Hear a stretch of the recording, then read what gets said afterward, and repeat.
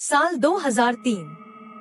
महाराष्ट्र के एक छोटे कस्बे से पहाड़ों के बीच बसे गांव की ओर आखिरी बस रात 10:15 पर निकलती थी।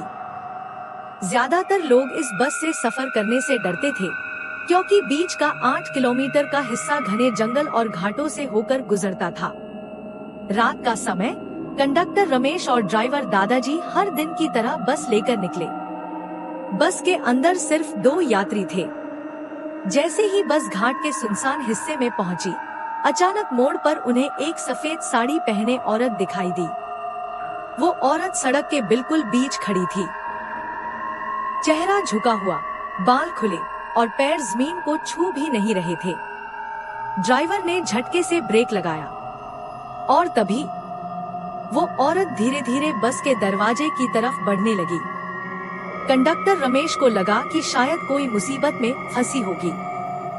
उसने दरवाजा खोला नहीं, लेकिन खिड़की से झांक कर पूछा, माई, क्या हुआ? औरत ने बिना चेहरा उठाए कहा, मला माझा मुलगा दिसला का? तो आधीच्या बसमध्ये होता। क्या आपने मेरे बेटे को देखा है? वो पिछली बस में था।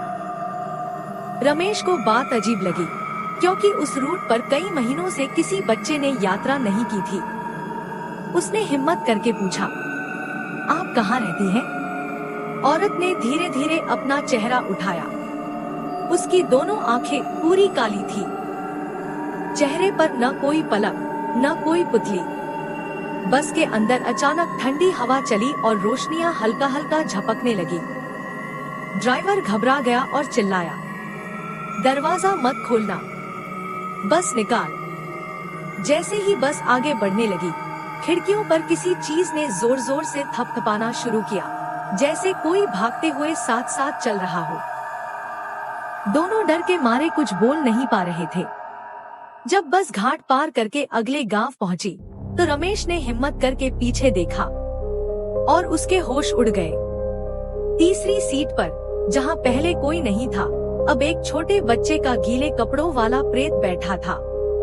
वो चुपचाप खिड़की से बाहर देख रहा था, जैसे किसी को तलाश रहा हो।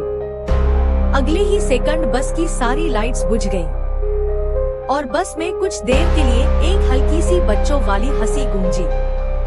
उस रात के बाद रमेश ने कभी रात वाली ड्यूटी नहीं की और उस रूट पर आज भी आखिरी बस सिर्फ 9 बजे तक ही चलती है।